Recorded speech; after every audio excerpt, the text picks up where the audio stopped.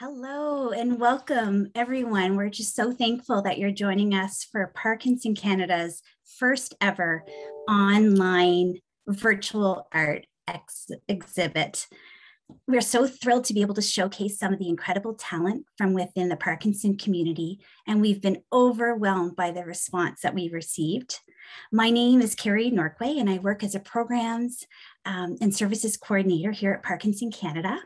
Today, we will be kicking things off with an opening gala. You'll be hearing from 3 of our featured artists, as well as some special guests who will be speaking about the therapeutic benefits of art. Then we will give you a sneak peek inside the gallery that will officially be opening within the hour. A few quick reminders and housekeeping items. We have muted everyone upon entry.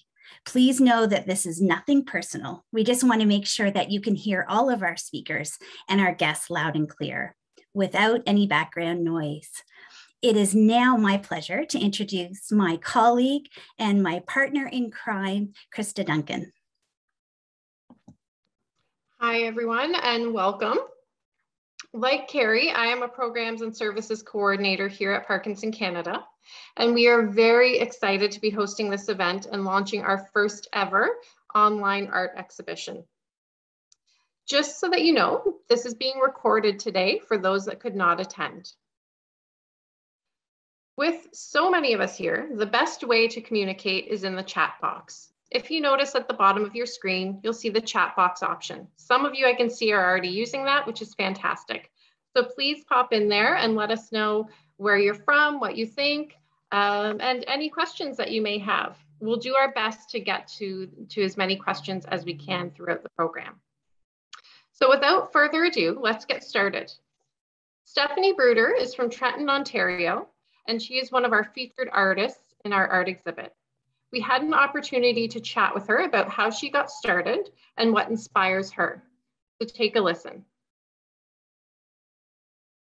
Thank you, Stephanie, for joining us today, and we appreciate you participating in our first ever online exhibit and for joining us here today to chat about your work.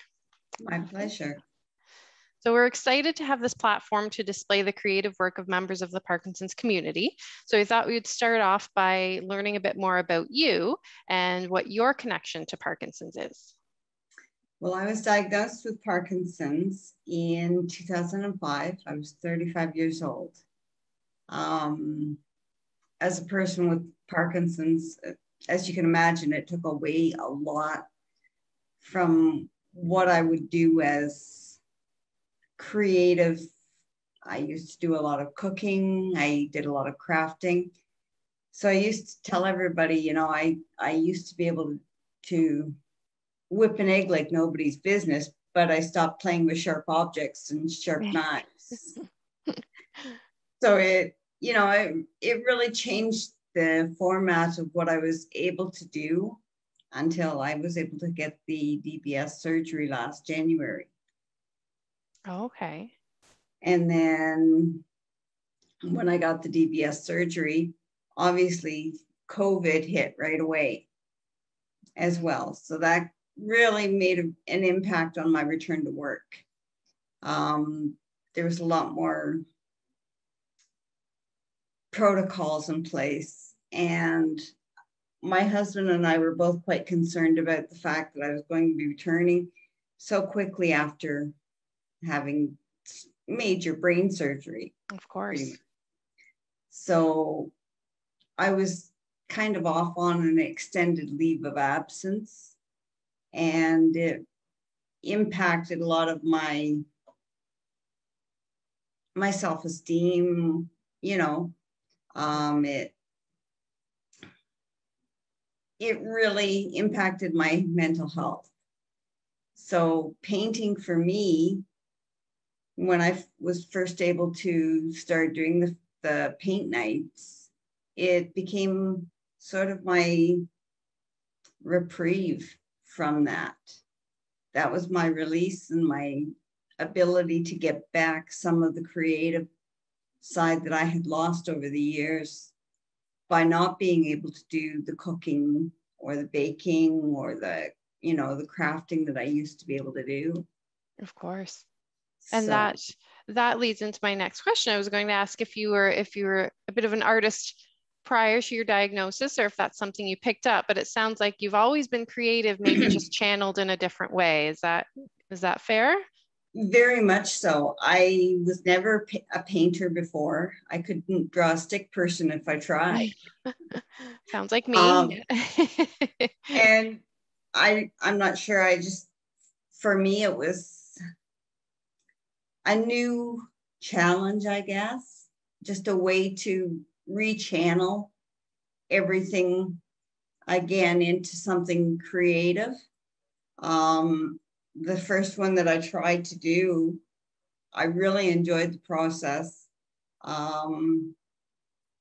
It was very rewarding for me to see the results of what I could now accomplish just by following somebody else's example. So I'm still doing the paint night, so to speak, but changing up things like the colors. On the one painting that I've done, the Winter Guardian, I changed up the colors in the background and made him a summer guardian as well. So that's kind of the twofer there. Yeah. Or I'll put silver in the sky. One that I've done with a lighthouse. It's just little touches like that. The Three Sisters that I've submitted was changing the colors to just something that I enjoyed a bit more than their process. Right. And just adding those personal touches and really making it your own. Exactly. Yeah. So as much as it's somebody else's concept, it's my painting, or it becomes my painting, my view of it. Exactly. And as you touched on, the process is so important. So when you're creating, what inspires you while you're creating during that process? It's hard to say, because I look at the paintings when they start out, and I'm not sure if it's just something that hits me creatively. I look at the picture, I look at the timing that it takes to do the picture, and quite often it takes me a lot longer, because I will stop and tweak the picture, or I'm not able to paint as quickly as they do on the videos. Yeah. But I'm not even sure. It's just something that calls to me from each one, saying, you want to do this. Right. It's very Bob Rossish, Yeah. I see a lot of Bob Ross in the pictures. There's a lot of Monet in the pictures. I've done one that's a water theme, that's lily pads. In fact, I have that one here. Oh, wow. That's just beautiful. So it's, very, very much something that just, anything inspiring to me, something beautiful that I can recreate. And a lot of the process is, hopefully to sell something so that I can support Parkinson's. And that's ultimately my goal, is hoping to sell some and make some money for Parkinson's. Thank you. That's incredible, and it gives me hope, and I'm sure other people watching as well, to know that you didn't, take up painting that long ago. You haven't been doing this for you, and such beautiful work. So that's definitely encouraging, and they're beautiful, your work. So, and I agree that sometimes perhaps your inspiration, it might be a feeling. Maybe we can't put that into words, but it's that feeling that you get when you're creating. So it's the ability to feel accomplished at creating something that's so beautiful. Yeah. And the response that I've had from friends has been amazing. I've sold 2 paintings so far. In fact, one is being picked up this week. It's Cardinal's Kiss. The other one was Dandelion Dancers. Oh. And it was fairies dancing off the end of a dandelion. Oh, wow. So a friend of mine purchased that, and she was able to make a donation to the Parkinson Society on my behalf for That's wonderful. part of the painting. And folks can look at, now you have 3 submissions to the gallery today, but where can folks see more of your work? Well, my work is on my Facebook page. I'm also going to create a Facebook page titled Parkinson's Paintings, or Painting for Parkinson's, something along that line. Perfect. And they'll be focused on that venue as well. Well, that's good to know. And we can put that, your current Facebook page in the chat here today, if anyone would like to take a look. And then if you share the new one with us afterward, we can certainly share that as well. Yeah. Well, I have a page that's donated or dedicated, sorry, to the paintings, and it's, I believe it's Paintings for Parkinson's or something like that right there. Okay, perfect. We can share that with. Yeah. So it's on my photo albums, and people are more than welcome to come and take a look. Perfect. And my next question was just about the therapeutic benefits of art. So we hear a lot about that. And you did touch on some of that, but from your perspective, how do you think it has benefited you personally? It's definitely been a release for me. As I said, it took so much away from me beforehand.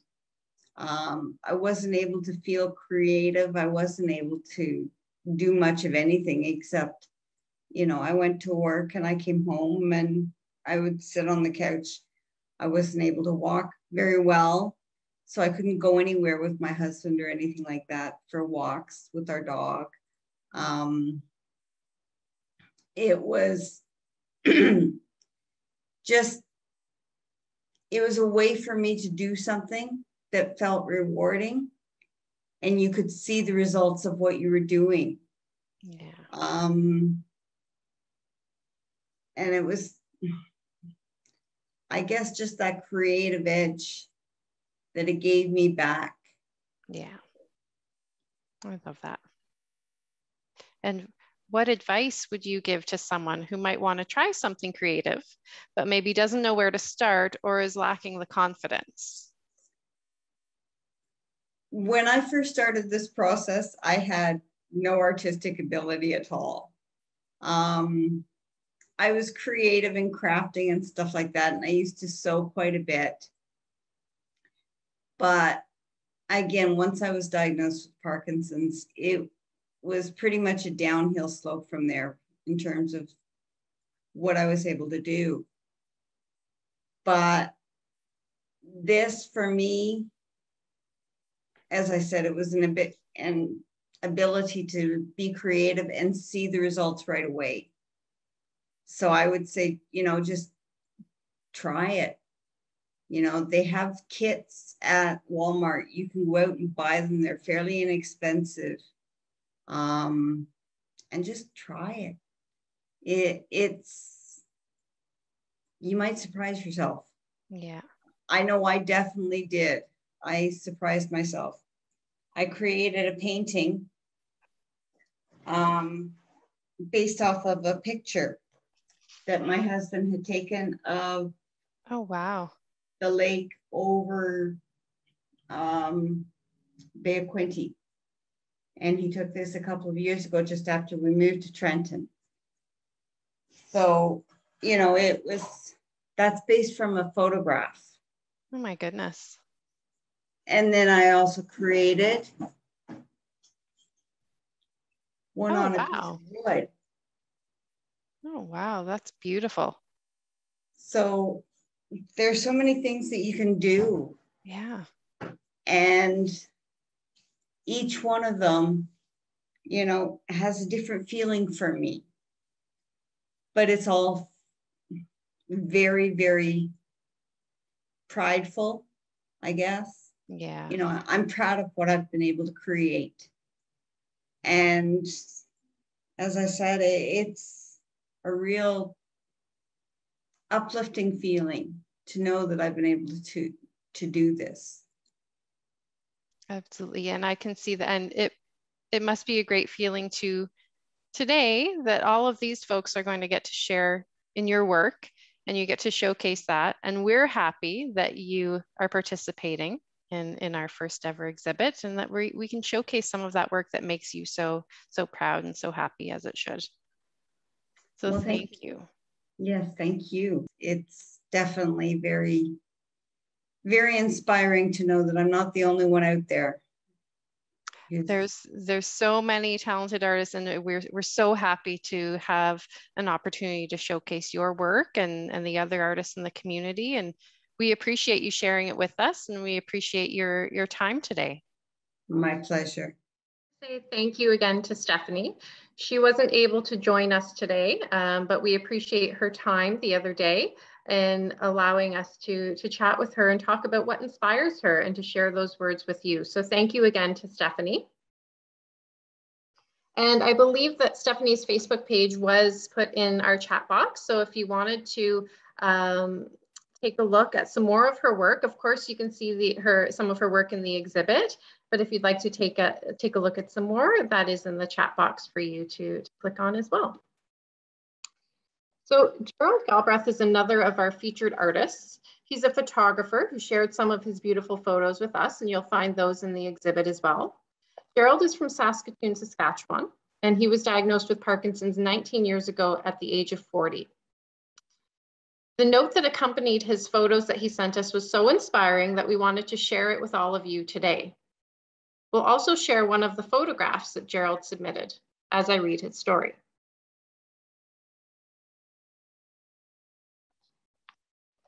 So this is Gerald speaking now, I should clarify. Gerald says, I have always had a love of wildlife and nature and photography in general. I was planning on doing a lot more of it when I reached my retirement years. Well, when I received my PD diagnosis, I came to the conclusion that my original plan might not work out. So I decided to get serious about creating some work in the present rather than in the future. I prefer to concentrate on wildlife photography above everything else, and this helps me to stay active, because if you want to photograph animals, you have to go where they are. As I have become a little less mobile and flexible through the years, I have adjusted to photographing from a vehicle, which allows you to approach an animal without startling it into running away occasionally, or photographing birds that come to feed at the bird feeders that some friends maintain in their backyard. I find interaction with nature keeps me mobile, and I find it relaxing and peaceful. I don't sell much of my work. I do it mostly as a labor of love. We love Gerald's attitude and his outlook. He didn't stop doing what he loved. He just changed how he did it and when he did it, and he adjusted. When he became a little less mobile, he took photos from his car. Gerald embodies that no matter what spirit, and we wanted to highlight his story today for that reason. Thanks, Krista, for sharing that, and to Gerald for sharing those beautiful words. And that was just a little quick picture of one of his pieces of photography that he sent in, and the other two are actually of wildlife and are equally impressive. So we're so excited to be showcasing those later on today as we open up our exhibit. We're very excited to introduce our next two guests who were able to join us live today. First, a lifelong learner, Darcy Adam, has always embraced the healing power of the arts through multiple modalities, including movement, poetry, and visual arts. Currently a doctoral student at the European Graduate School, she is also the founder and director of the Winnipeg Holistic Expressive Arts Therapy Institute, so WHEAT for short, which is the only school of its kind in Canada to offer art therapy and expressive art therapy training as well as launched the first Indigenous Art Therapy Diploma and Indigenous Expressive Art Certificate in Canada. WHEAT provides an online wellness clinic, which offers low to no cost art and expressive arts therapy provided by students. As Darcy says, art heals. It's my pleasure to introduce Darcy, and Darcy, the floor is yours. Thank you so much for inviting me. So yeah, it's a pleasure to be here, and it's a real pleasure to see the work of Stephanie and Gerald and just hear their stories. I do believe passionately in the power of art to heal, and I'm here today speaking about visual art as well as all forms of art. So we call that expressive arts therapy when we integrate drama and poetry and movement, and all of these ways of staying healthy are so impactful. So I have invited my teacher here today as well, Dr. Stephen Levine, who is one of the pioneers of expressive arts therapy and is going to be speaking to you as well. So I run the school, the WHEAT Institute, the Winnipeg Holistic Expressive Arts Therapy Institute out of Winnipeg, Manitoba. And we have launched an online wellness clinic so that people can take advantage of art therapy with student practitioners. And there will also be groups offered on that site, as well as a heart space that runs on Wednesday evenings. And each of these places is a place for you to express yourself through your own creativity. And I think we heard through Stephanie just the way your creativity is something that just calls out to you. Once you give yourself the permission to engage, it's like the art reaches out to you and expresses itself through you. We work with the idea that you can actually dialogue with the things that you've created. So you can create an expression of yourself through the art and then listen to it and hear back from it, so that it's almost a way of engaging with parts of yourself that you may not be aware of. And people who have received diagnoses have found that engaging in art actually allows them a greater sense of creativity and an increased sense of freedom as well. Art has this way of both allowing for expression as well as containment. So if you have very strong feelings, it's a way of releasing them and also containing them so that they're not as overwhelming. Working with an art therapist allows you to feel supported. So therapists are trained in connecting and engaging and developing a social relationship with you. And that allows you to really express yourself more freely and openly, whether that is through movement or through poetry or through the visual arts.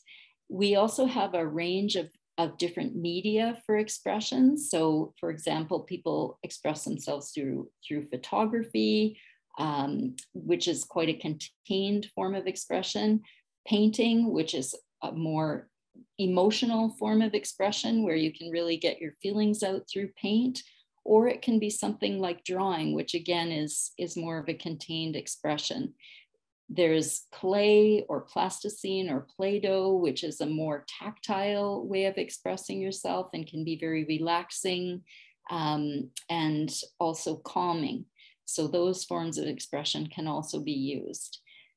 So I would just say that art helps us to see things in fresh ways. We use the words sometimes that art is like going through the back door on our experience. We can get insights that we weren't even anticipating. And sometimes people feel that they haven't even made what they've made because it's so surprising to them. They don't feel they're gifted as an artist. And yet when they express themselves, the art talks back to them in a beautiful way and reveals parts of themselves that they didn't even know existed. I'm just going to share a painting that I made in my doctoral studies, which I just made. And it's a sun, and it was just an expression of the power of the sun. I wrote a swirling ball of energy. That's the sun. I get up every day with you. Who would stop me? Rise with the sun, journey with it across the day, into night, shining light, bringing energy, warmth, and light to the shadows.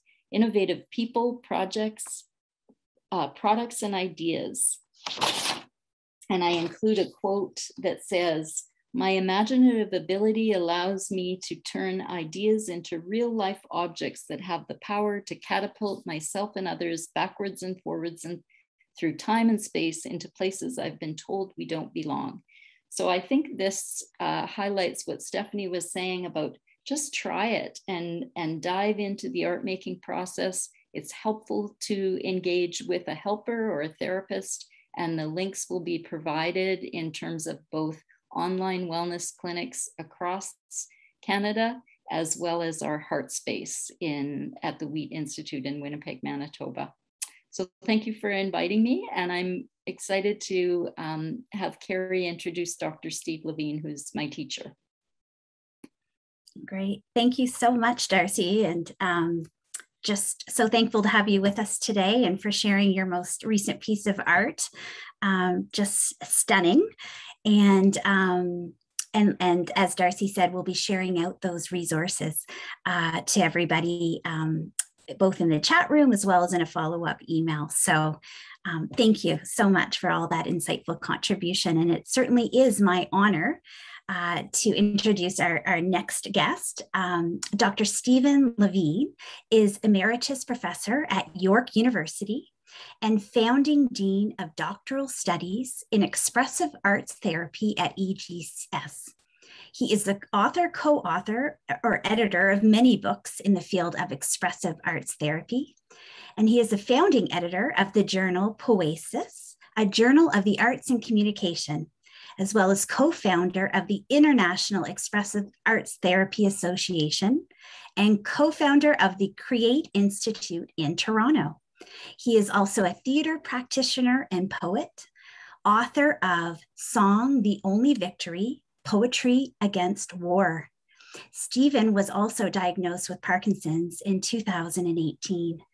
Stephen, that I could have probably, I have to tell our audience, I actually had to take some of your biography down because it was just so full of amazing accolades. And we're just so thrilled to have you here with us today. And I'm going to leave the floor to you and take it away. Thank you, Stephen. Thank you very much, Carrie, and thank you and Krista for inviting me. It's a real privilege to be here today. I'm very honored and touched to speak to so many people who either have Parkinson's or have been taking care of people who have Parkinson's, doing their best. It's not an easy diagnosis. When I had it, I was really thrown for a loop. I knew that something was wrong. I was making a lot of falls, and I had a bit of a tremor. And in general, not feeling very well. And I felt like the need to respond in some way. As a philosopher of expressive arts, as well as a practitioner of expressive arts therapy and a performer and poet, I really have become aware of the power of what we call poesis in human life. Poesis is the Greek word for poetry, but by poesis, they meant all the arts, just as for us, when we say art, we mean all types of art. But poesis has a deeper meaning. It's the meaning of making.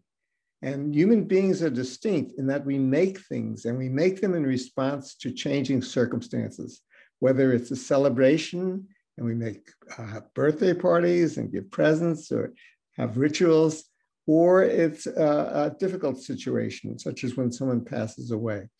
So I thought that poesis could help me as a way of dealing with my own diagnosis, as well as what I teach to others. And I wanted to get away from the feeling that I was somehow a victim of this diagnosis. I felt like, it was kind of looming on me, and it was going to, gradually get much worse. And nothing I could do about it at that point. And I thought, well, what I can do is I can respond to it. I can make something that would be directly a way of responding to it. With my wife, Ellen, we had talked about the diagnosis and about the way of trying to deal with it. And we started to refer to the illness itself as Mr. P for Parkinson's, of course, and to personify it, to make it into a person, which was a kind of a funny thing to do, but we do that sometimes in expressive arts therapy. And I found that a very helpful way because it could relate much more to a person than a disease, even a difficult person. So the first thing I did was to write a poem in response to this diagnosis. And it's called Welcoming Mr. P. Mr. P is knocking at the door. Must I let him in? He bears no gifts, only burden, danger, fear. At the border, there are others, no better than us, or even worse. Must we let them in? You shall welcome the stranger, for you were once a stranger yourself. It does not say, welcome the stranger who can give you what you need. I hear him knocking. I hear them knocking.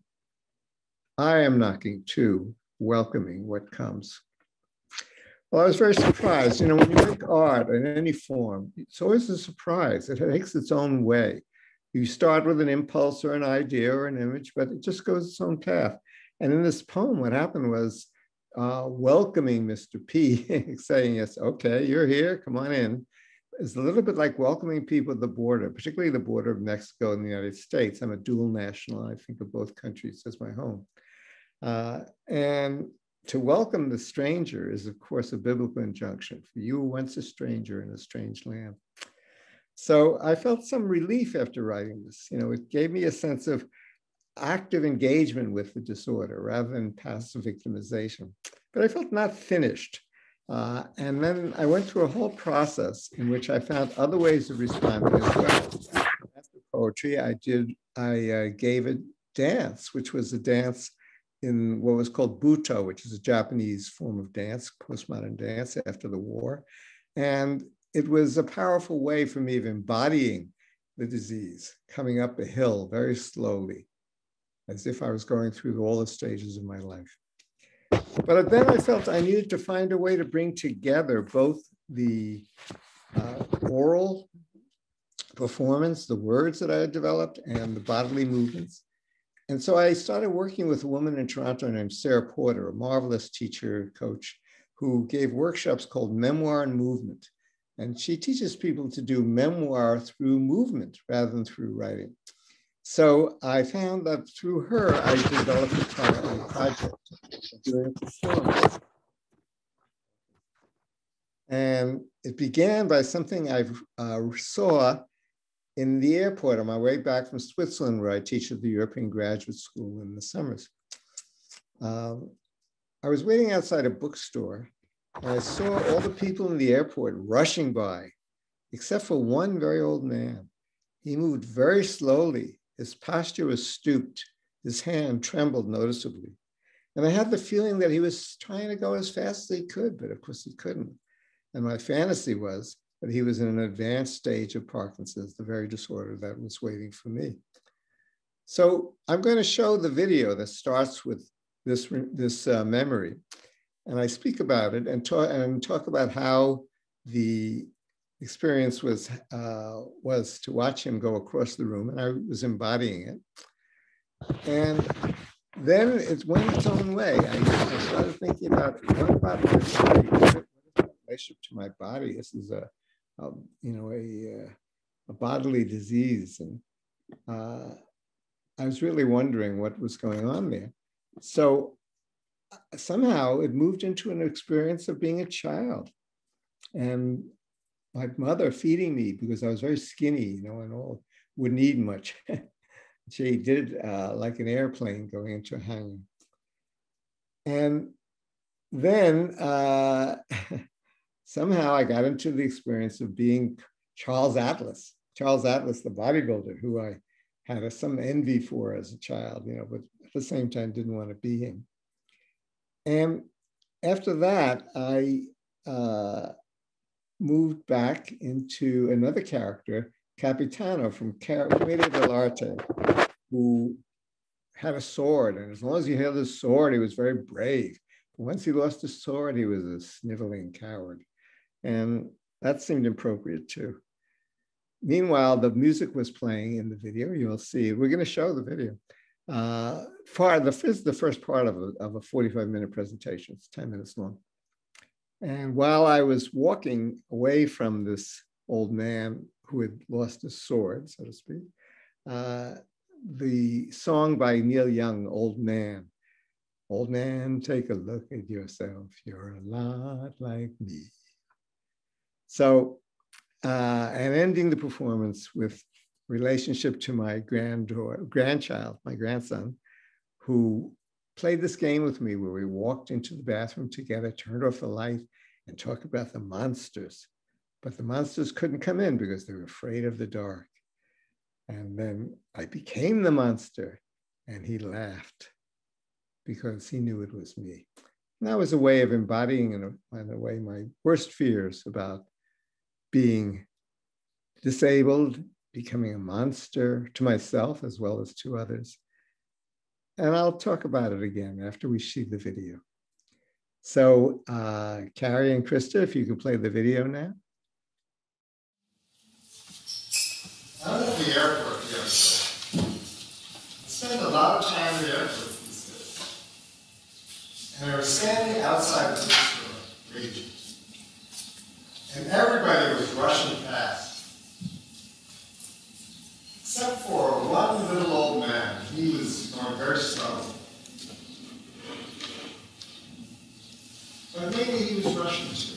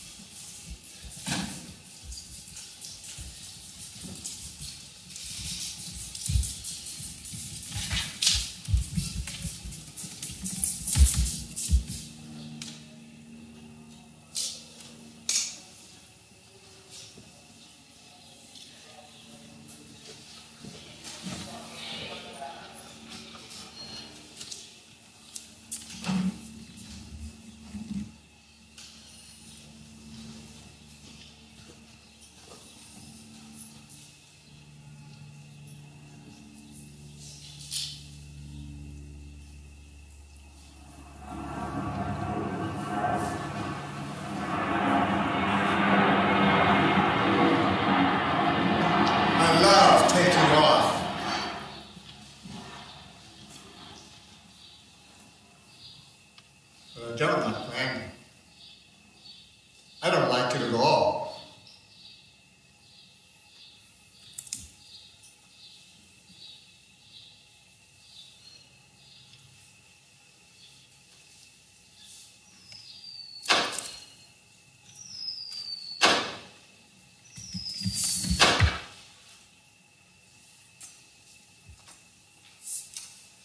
When I was a child, I was very skinny.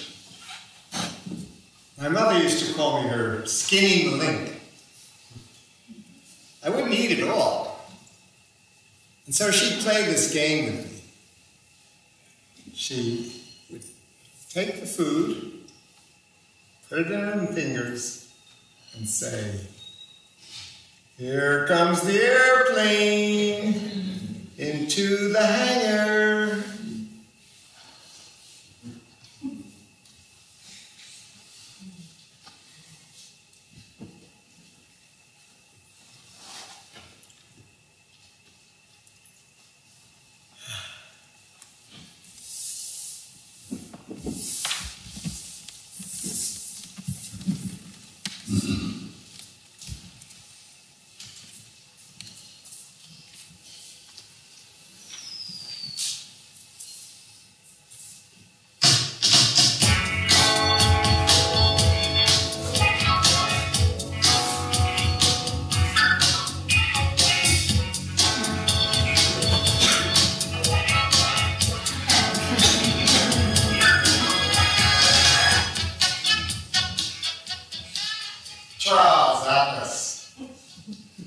He was a bodybuilder. He carried the weight of his world on his shoulders. Pecs of steel. I'm fucking good looking. A total magnet for the babies.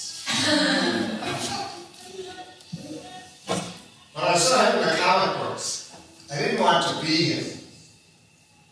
But I also didn't want to be the 97-pound weakling who got sand kicked in his face, and whose girlfriend he took away.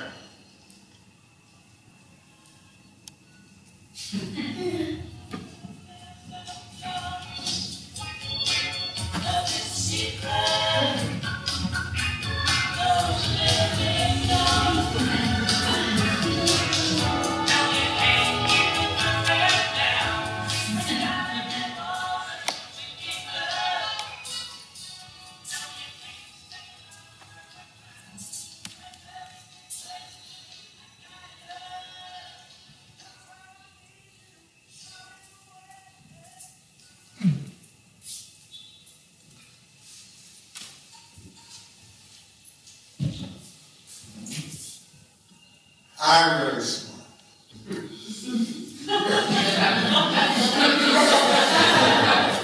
Book smart, not street smart. I've read a lot of books. Head smart, not body smart. Smart. Smart, smart, smart, smart, smart, smart, smart, smart, smart, smart, smart. Capitano! Champion of the universe. Swords in all directions.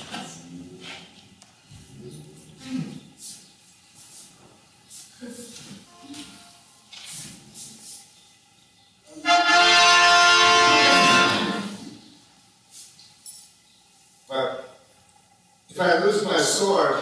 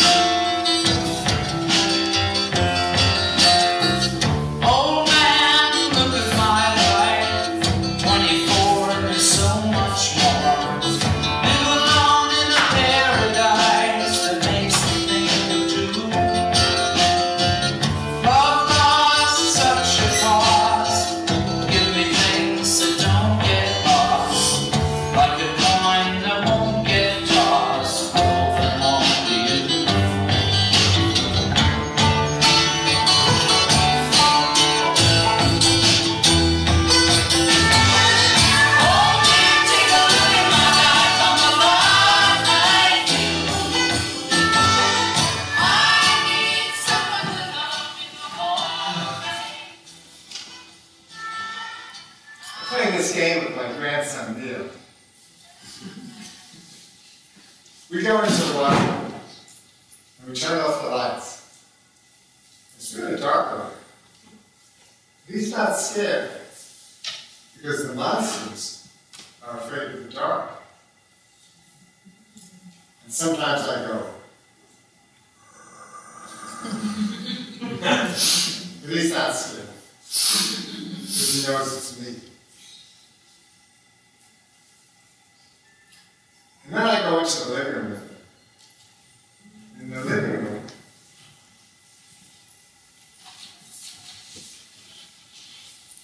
I become the monster.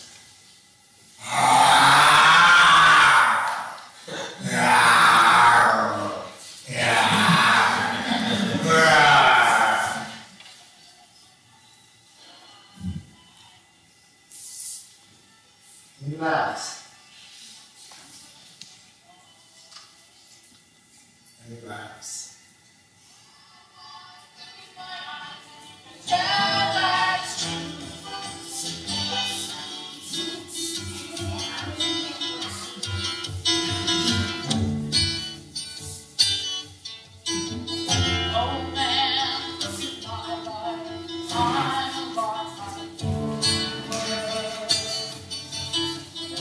My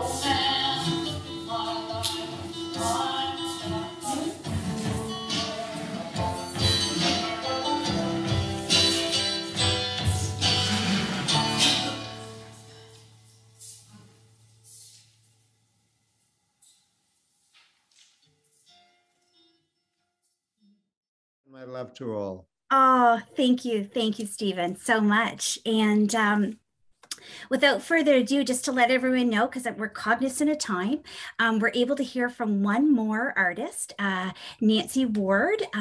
She resides in Fredericton, New Brunswick, where I hail from. So I'm honored to know Nancy.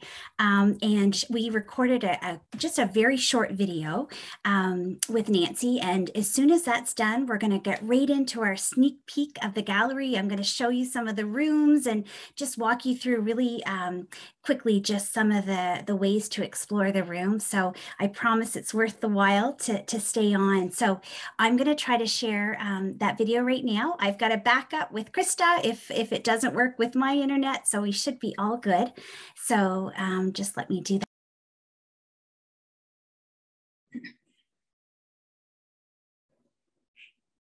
Okay, so I think we're all set. Thank you, Nancy, for joining us. And we appreciate you not only taking part in our first ever online art exhibition, but for joining us today. So thank you for being here. Thank you for inviting me. And I'd like to bring you greetings from the East Coast of Canada, from Shediac, New Brunswick presently. I live in Fredericton and I'm here at the cottage. So hello to everyone from the East Coast. And I think we're all officially now jealous and wishing that we were at a cottage on the East Coast as well. But thank you for taking some time away to join us. And we'll get things started. And we were very excited to be able to host our first ever online art exhibition for the Parkinson community, for people living with Parkinson's, their care partners, and their immediate family. So we'll start off by asking you something that we asked all of our artists, just to tell us a little bit about your connection to Parkinson's. I'm living with Parkinson's. I've had Parkinson's for about 6 years now with the diagnosis. And when you're creating your art, what inspires you during that creative process? I'm inspired by many things. I'm inspired by the beauty of the natural world, by places I visited. And most recently, I've been inspired by my dancing with Parkinson's classes and the community of dance instructors, as well as Maria from Ottawa School of Dance. Oh, that's wonderful. And we were hoping that today you would read us your poem. I'd like to dedicate the reading of my poem today to all those living with Parkinson's. And it's called Come Dance With Me and Dance We to the Stars.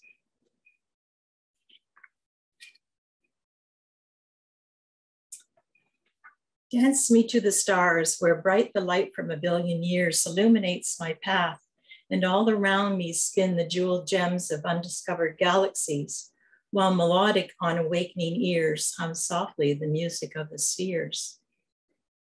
Tangle me to the mountaintop, where high on the crest of the glacial white I twirl and fly, traversing down the windswept slopes, a trail of powder in my wake, a splash of sunlight on my face. Sing me to the canyon deep, where overhead wings effortlessly a soaring hawk, while rushing rapids far below cascade, break, foaming forward on my ride.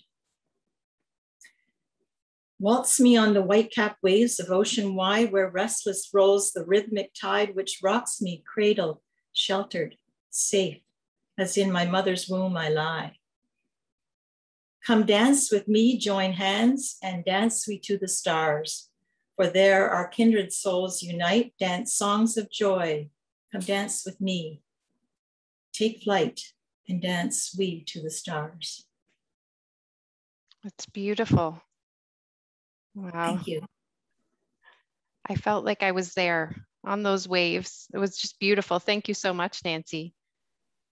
Thank you. And that's my first attempt at writing poetry since goodness. diagnosis. It was just written 4 years ago, and it's what I call my pandemic poem. Yeah.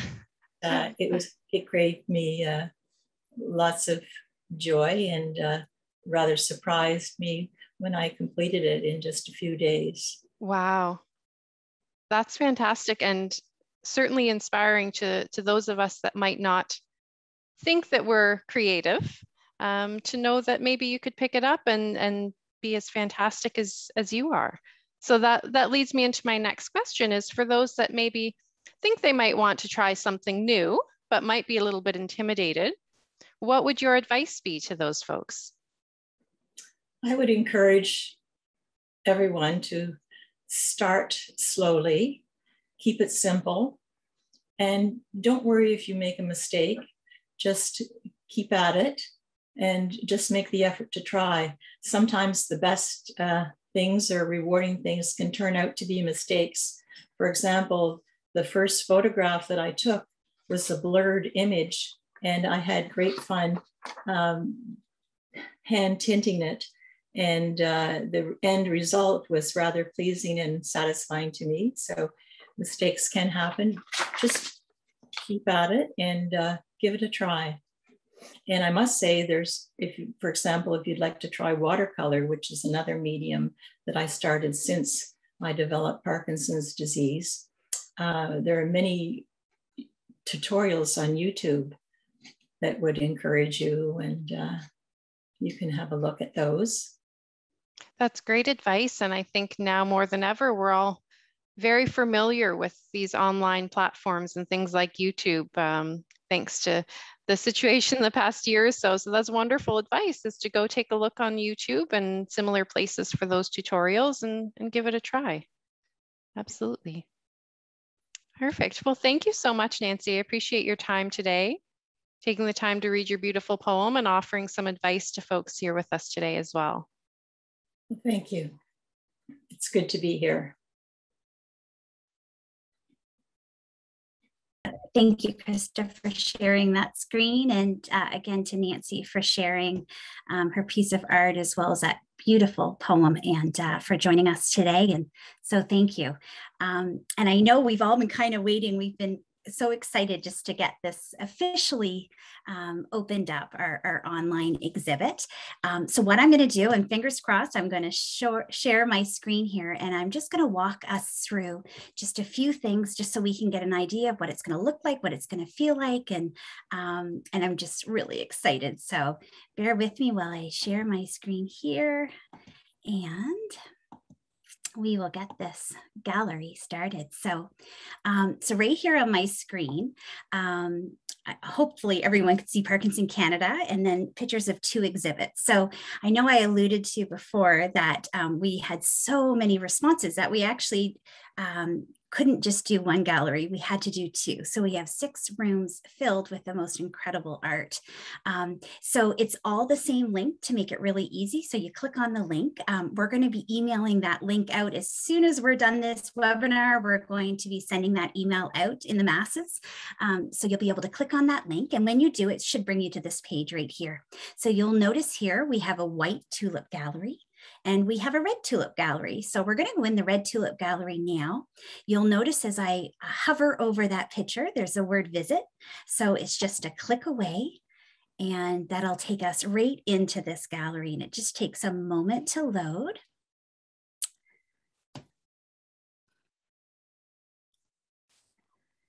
And this is what will pop up right here. And there's 2 options. You have the enter exhibition, and right below here, we have the start guided tour. Now, the guided tour is a really nice way to just quickly go in and just to see what the gallery is about. What I will say is it goes at a pretty quick pace, and there isn't the option to slow down. So if you're just looking for a quick glimpse in before you take the time to grab a cup of tea maybe and sit down and go through slower, this is a nice option. I find for myself, and I'm not the most tech savvy person out there, and I like to take my time and really dive into each piece separately. So we recommend the enter the exhibition here. I will let you know in the email you're going to be receiving in just a few moments. We have some quick tips as well as a link to a really detailed step-by-step guide on sort of the optimal way to view the gallery. So if anything I'm saying you'd like some clarification, you're going to find the answers in that email. So I'm going to click on enter the exhibit, and welcome to the first room of our exhibit. I'm so excited. So you'll notice here, and I'm going to move this picture over here so everyone can see a little better. There's a little how-to here as well. What I would recommend is you'll notice there's red boxes all around, and those are what we call about the artist. So each artist was welcome to submit 3 submissions. So before each of their submissions, you're going to see about the artist, where you get to learn a little bit about who it is that we're presenting in the next few pieces. So for instance, this is about the artist and the wonderfully talented Janice Horn. So you'll have the option here to read through a little bit about her relationship with Parkinson, a little bit about her art and where she's living. And then you'll notice in the corner here, there's previous, next, right here. And these are really 2 important buttons. I might say the most important in the gallery. So if you click next, it will automatically proceed to her first piece of artwork, which I have to say the damselfly is quite stunning. I'm glad we're starting out here. So you'll notice those same buttons are here. The thing I would like everyone to look at is up top here, you're going to see exit detail view, as well as a little icon here. It's a circle with the lowercase I in. If you click on that lowercase I, and I apologize, I don't have my reading glasses on, so I can't even read this, but on your own screen, it'll appear much larger. Those artists that submitted sort of details about maybe the inspiration for the piece of art or a little bit more detail, you're going to find that in there. So once you're done with that, you can click on the X and then click on the next. So you can continue to go through, and I don't want to give them all away. But if you keep going on next, it will keep proceeding in order of the gallery. So you can go through all 3 rooms this way. Now, just say you are deciding you want to go into another room.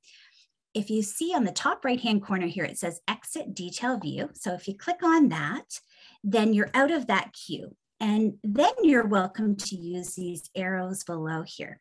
So if I zoom out, what you'll see is I get to see the room a little better. And then either with your mouse or with your touchpad, you have an option to sort of move around and just to see some of the offerings here.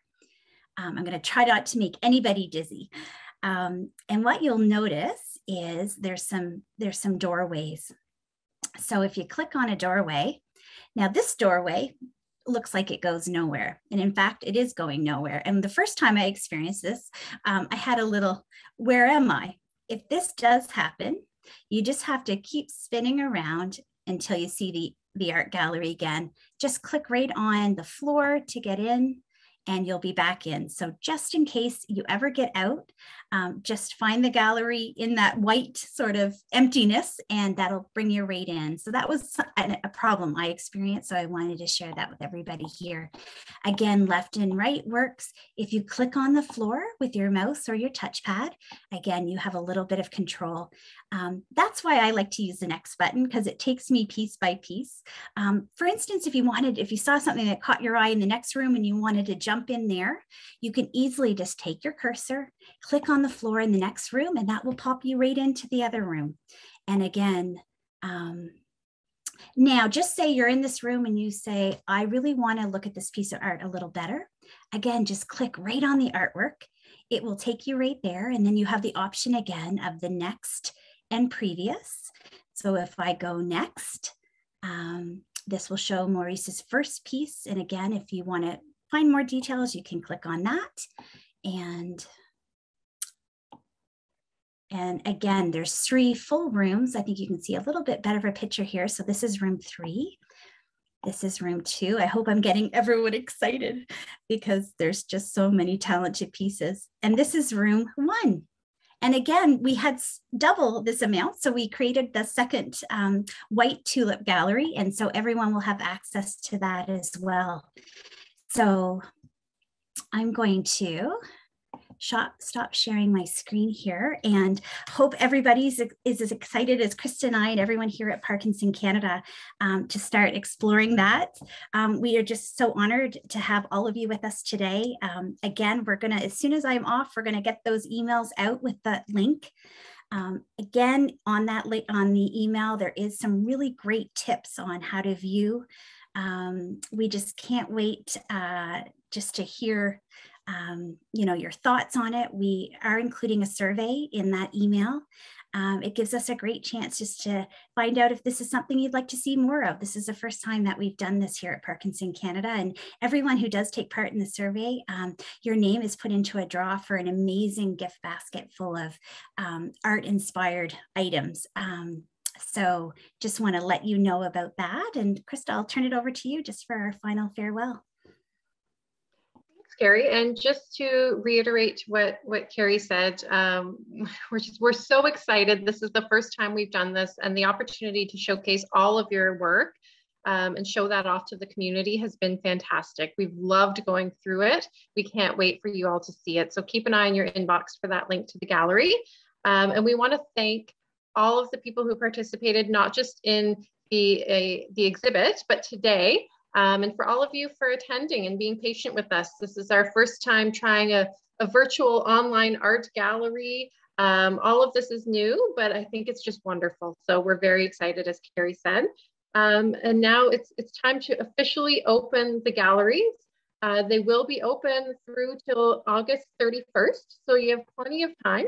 You want to go in and look at a few pieces one day, go back another day, or visit multiple times like we have, you're welcome to do so right through until the end of August. And you will receive that survey. Let us know what you thought. We really do value your feedback, and we know you'll enjoy it. We hope you do. And thank you so much again to everyone for participating today and in our month-long exhibit. Great. Thanks, everybody. Thanks, everyone. Have a great day. Have fun viewing.